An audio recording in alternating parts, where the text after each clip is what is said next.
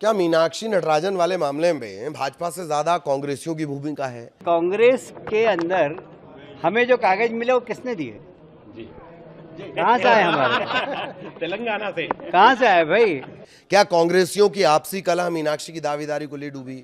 यहाँ के returning officer ने फैसला दिया है, ये घोर असंवैधानिक है। क्या कांग्रेस पर भारी पड़ी है? कितनी छोटी बात है, कोई पंच सरपंच का भी फॉर्म भरता है तो क्या उसके आपराधिक रिकॉर्ड की जानकारी नहीं देना चाहिए? आखिर भाजपा तो भाजपा, कांग्रेस के नेता भी दबी और खुली जुबान में, कुछ दबी में कुछ खुली जुबान में अपनी पार्टी के नेताओं पर सवाल क्यों उठा रहे हैं? मध्य प्रदेश में मीनाक्षी नटराजन के साथ क्या राजनीति हुई? क्या कांग्रेस वाले इसमें शामिल हैं? क्यों ये क्वेश्चन मार्क लग रहा है? इस पूरे रायते के बाद एक अधिकारी की फाइल भी खंगाली जा रही है। कौन है वो, क्या है वो, और वो कौन सा केस है जो इस पूरे रायते, जो कि स्लैंग लैंग्वेज में कहा जाता है रायता या भसड़ की बुनियाद बना है? पहले जरा इन लोगों को सुन लीजिए, ये रिएक्शन सुन लीजिए। भारतीय जनता पार्टी लोकतंत्र पर विश्वास रखती है।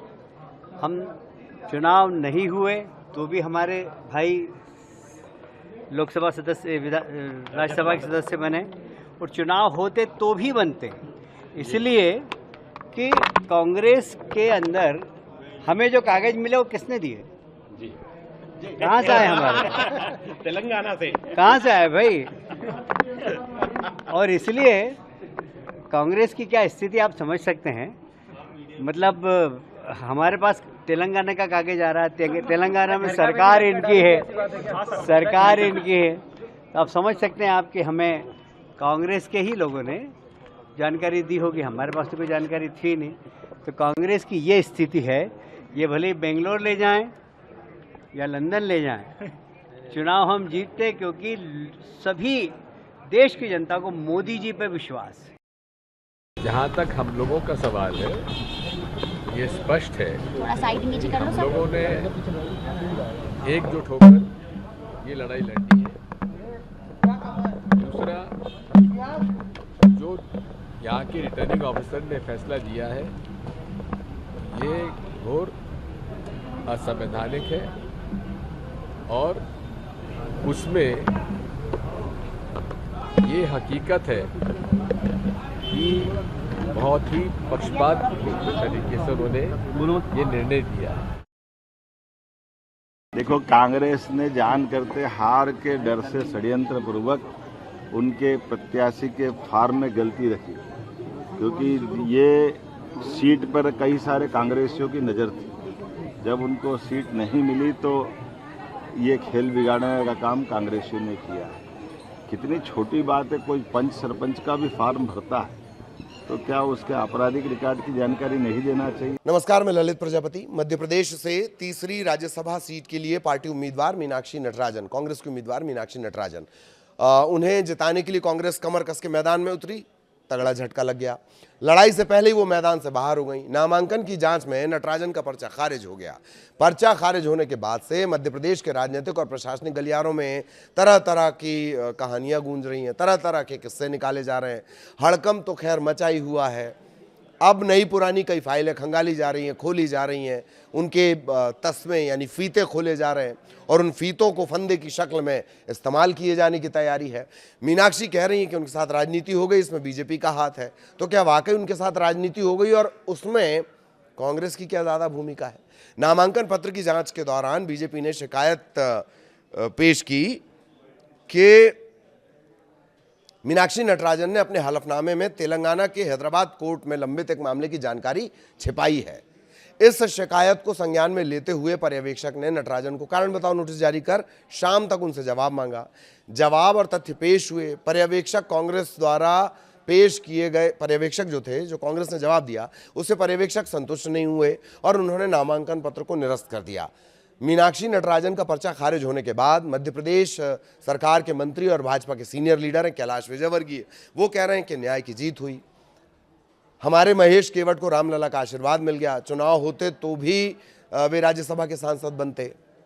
हालांकि उनका बयान आपने अभी पूरा सुना, मैं फिर से कोट कर रहा हूं। उन्हीं के बयान में तो खेला है। उनसे पूछा गया कि तेलंगाना केस से जुड़े कागज कहां से मिल गए, तो विजयवर्गीय ने कहा कांग्रेस की ऐसी स्थिति आप समझ सकते हैं, हमें कांग्रेस के लोगों ने जानकारी दी। सुधांशु त्रिवेदी का बयान भी आपने सुना, वो भी कह रहे हैं कि मदद तो वहीं से मिली थी। तो मीनाक्षी नटराजन का पर्चा खारिज होने के बाद जितने मुंह उतनी बातें हो रही हैं। सवाल यह भी कि तेलंगाना प्रदेश कांग्रेस कमेटी के अध्यक्ष और एमएलसी महेश गौड़ भोपाल आए थे, किन कांग्रेसियों से मुलाकात की, कांग्रेस आलाकमान इसकी पड़ताल करा ले, पर्चा खारिज होने का सारा सच सामने आ जाएगा, ये कहा जा रहा है बीजेपी की तरफ से। मीनाक्षी नटराजन, एक बात और, तेलंगाना कांग्रेस की वो प्रभारी हैं। हैदराबाद की कोर्ट का नोटिस ही पर्चा निरस्त होने का आधार भी बना है। यह नोटिस भारतीय न्याय संहिता की धारा 223 के अंतर्गत दिया गया। नोटिस में तारीख 17 सितंबर 2025 दर्ज है। अच्छा, मोटा मोटी फटाफट जान लीजिए बीएनएस भारतीय न्याय संहिता धारा 223 क्या है।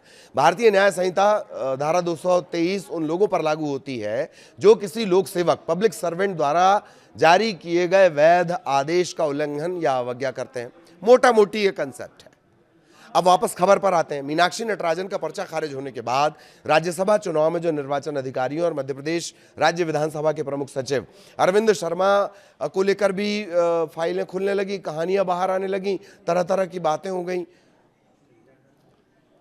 एक खबर के पोर्टल के मुताबिक ये कहानी कुछ ऐसी है कि लोकसभा में निदेशक के पद पर पदस्थ रहे शर्मा का रिटायरमेंट जनवरी 2025 में होना था। रिटायरमेंट के 3 महीने पहले वो मध्य प्रदेश लाए गए। रिटायरमेंट की तारीख के 5 दिन पहले मध्य प्रदेश विधानसभा सचिवालय में उनका संविलियन हो जाता है। लोकसभा में जो रिटायरमेंट की आयु है वो कितनी है? 60 साल है। मध्य प्रदेश विधानसभा में रिटायरमेंट की आयु क्या है? 62 साल है, 2 साल एक्स्ट्रा। पहले वो सचिव थे, प्रमुख सचिव एपी सिंह के रिटायरमेंट के बाद इस पद पर पदोन्नत कर दिए गए। राज्यसभा चुनाव के लिए सहायक निर्वाचन अधिकारी बनाए गए अधिकारी को लेकर भी बातें हो रही हैं। पुलिस सेवा से विधानसभा में डेपुटेशन पर आए शर्मा को ही ARO क्यों बनाया गया? अब ये पूछा जा रहा है, पूछा ही जाएगा भाई। अब तो तमाम तरह के सवाल पूछे जाएंगे। ये भी सवाल हो रहा है कि विधानसभा सचिवालय के उस अधिकारी को दायित्व क्यों नहीं दिया गया जिसके पास चुनाव कराने का अनुभव है। कांग्रेस नेता मीनाक्षी नटराजन भारतीय जनता पार्टी पर तमाम तरह के आरोप लगा रही हैं। उनका तो कहना यह है कि जब संख्या बल नहीं है फिर भी तीसरा उम्मीदवार खड़ा किया। क्रॉस वोटिंग की बातें कही जा रही थी।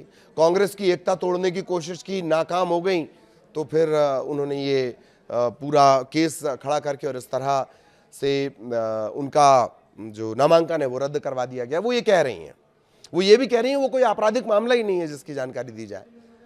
अदालत ने शिकायत पर संज्ञान ही नहीं लिया, कोई औपचारिक मामला तक दर्ज नहीं है, इसलिए उन्होंने हलफनामे में जानकारी नहीं दी। और भी बहुत सारे बयान उनके आए हैं, हम मौलिक तौर पर इसी के इर्द गिर्द हैं। पूर्व मुख्यमंत्री और कांग्रेस के वरिष्ठ नेता कमलनाथ कह रहे हैं कि घटनाक्रम बता रहा है कि भारतीय जनता पार्टी देश में लोकतंत्र संविधान की हत्या कर रही है। कांग्रेस अन्याय के खिलाफ संघर्ष करेगी। सीनियर एडवोकेट हैं विवेक तनखा, कांग्रेस के सांसद भी हैं। अब वोट चोरी से नेक्स्ट लेवल पर सीट चोरी का सिलसिला है। मीनाक्षी नटराजन का राज्यसभा नामांकन निरस्त नहीं हुआ है, प्रजातंत्र की हत्या हुई है। अंग्रेजी में एक लाइन लिख रहे हैं, this is nothing but murder of democracy. तो ये बयान मैंने मोटा मोटी आपको बता दिए ये समझने के लिए। कुछ बयान आपने सुन भी लिए, कुछ बयान आपने जान भी लिए, सिर्फ केस को समझने के लिए। अभी क्या अपडेट है उस पर भी नहीं जाना। अब सवाल ये है कि वो मामला क्या है, उस मामले को लेकर चर्चाएं, जिस मामले को लेकर ये सारा आधार बनाया गया नामांकन रद्द करने का, वो जान लीजिए। तेलंगाना की प्रभारी है मीनाक्षी नटराजन, उनके खिलाफ एक दिलचस्प मामला जुड़ा हुआ है। एक पूर्व कॉर्पोरेट एग्जीक्यूटिव श्रीलता की निजी शिकायत से जुड़ा हुआ है। सबसे पहले 2022 में राज्य कांग्रेस के नेता कुंभम शिव कुमार रेड्डी के व्यवहार को लेकर शिकायत दर्ज कराई गई। श्रीलता का आरोप कि कुछ राजनीतिक नेताओं ने या तो राजनीतिक संरक्षण दिया या फिर उनके आरोपों की जानकारी होने के बावजूद कोई कार्रवाई नहीं की।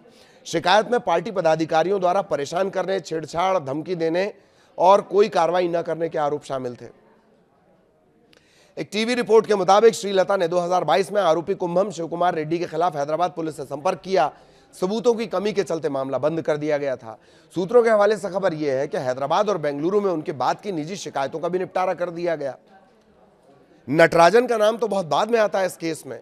2025 में श्रीलता ने हैदराबाद के नामपल्ली स्थित चौथे अतिरिक्त मुख्य मेट्रोपॉलिटन मजिस्ट्रेट अदालत में एक याचिका दायर की।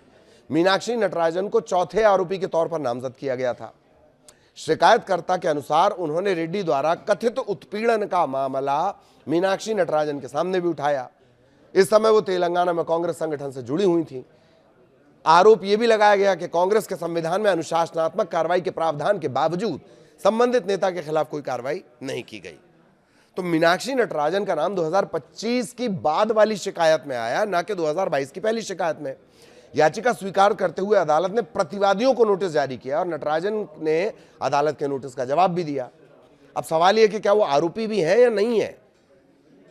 रिपोर्ट यह कहती है भारतीय न्याय संहिता बीएनएस के नए प्रावधानों के मुताबिक मीनाक्षी नटराजन और अन्य लोग आरोपी नहीं हैं, प्रतिवादी हैं। बहुत माइनर सा ये फर्क है, बहुत कानून में आपको अंदर जाने की जरूरत नहीं, लेकिन वो आरोपी नहीं है, प्रतिवादी हैं, क्योंकि अदालत ने अब तक मामले का संज्ञान नहीं लिया है, सुआ मोटो नहीं लिया है। मामला अभी शुरुआती चरण में है, सुनवाई का इंतजार किया जा रहा है। रिपोर्ट यह बता रही है कि भारतीय नागरिक सुरक्षा संहिता 2023 की धारा 223 के तहत मीनाक्षी नटराजन के साथ एक प्रतिवादी रेस्पोंडेंट के तौर पर व्यवहार किया गया, ना कि आरोपी के तौर पर। यह धारा आपराधिक मामलों में शिकायतकर्ताओं और गवाहों की जांच पड़ताल से जुड़ी है। इसमें पुरानी सीआरपीसी की धारा 200 की जगह रिप्लेस हुई है। पुरानी जो 200 थी आईपीसी सीआरपीसी के दौर में, वो बीएनएस की 223 है। इस कानून के तहत किसी मामले में आगे बढ़ने से पहले मजिस्ट्रेट के लिए शिकायतकर्ता के शपथ पर जांच करना जरूरी है। नटराजन के वकील का यह भी कहना है कि उनके खिलाफ कोई आपराधिक मामला नहीं है। उन्होंने तर्क दिया कि जो ये आरोप हैं एक निजी याचिका के जरिए लगाए गए थे, अदालत ने कोई प्रतिकूल निर्देश तक जारी नहीं किया है। चूंकि यह मामला भी आपको जानना चाहिए कि आखिर वो क्या मामला था जो इतना बड़ा आधार बन गया कि राज्यसभा चुनाव में उस नोटिस का जिक्र ना करने या उसकी जानकारी न देने पर नामांकन ही रद्द कर दिया गया। क्या इसमें आगे होगा, क्या नहीं होगा, लेकिन दो बड़े मार्के के सवाल हैं। एक तो जो मामला आपको जान लेना चाहिए कि क्या वो मामला था। इस तरह के जो मामले थे, एक जो नेता हैं उन्हें तो अपना मुख्यमंत्री पद इस मामले में छोड़ना पड़ा है। कर्नाटक से जुड़ा हुआ था, उमा भारती से जुड़ा हुआ था। तो यहां तो मामला दूसरा है, यहां आरोपी भी नहीं बनाया गया है, एक बात। और दूसरी बात कि आखिर वो दस्तावेज, अगर हम कहा जा रहा है, दावा किया जा रहा है कि दिग्विजय भी इस तरह की बातें कर रहे थे कि कांग्रेसियों ने इनपुट मुहैया करवाए। कैलाश विजयवर्गीय तो साफ साफ कह रहे हैं कि हमें तो कांग्रेसियों ने ये दिए हैं। फिर जो एमएलसी हैं, कांग्रेस के जो एमएलसी हैं जो तेलंगाना से आए थे, वो किससे मिले, क्या उन्होंने जानकारियां दी? सुधांशु त्रिवेदी भी यही कह रहे हैं। तो मीनाक्षी दूसरों से ज्यादा क्या अपनों का शिकार हो गई हैं? यही तो बड़ा सवाल है। उनके साथ जो राजनीति हुई, क्या वो सिर्फ बीजेपी ने ही की या बीजेपी से ज्यादा अपनी पार्टी ने की? इसी को लेकर ये पूरी जानकारी हमने आपको दी है। सवाल अब खड़े हो रहे हैं। उम्मीद है कि वक्त के साथ इनका भी जवाब मिलेगा। नमस्कार।